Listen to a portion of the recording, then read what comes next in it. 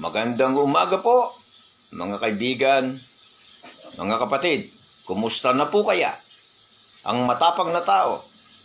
Matapang magmura, matapang bumatikos, matapang sa paggalipusta, matapang sa pagbibintang. Kumusta na po kaya siya? Panoorin po ninyo. Ang pangalan niya sa social media is Epifanio Labrador. Hindi ko po siya kilala. Narinig po ninyo kung murahin niya yung aking relihiyon na kinabibilangan. At pati po ako yung pinagmumura niya, tinawag po niya akong demonyo o lahat.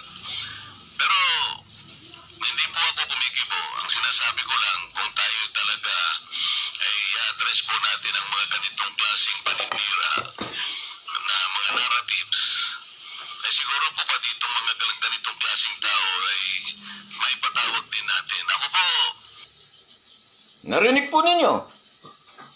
Sikat na po ang matapang na tao.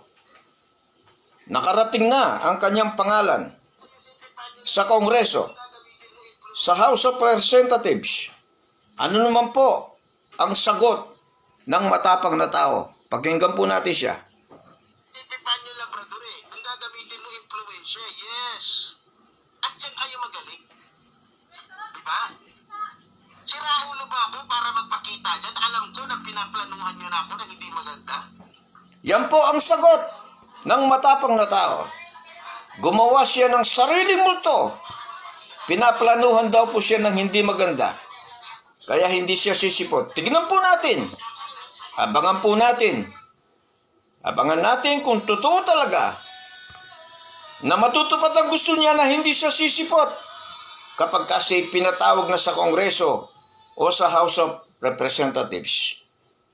Susubaybayan po natin yan kung ano ang magiging bunga ng kanyang sinabi na hindi siya makikipagkita doon sa pagpapatawag sa kanya ng Kongreso. Maraming salamat po. Isang magandang araw po sa ating lahat.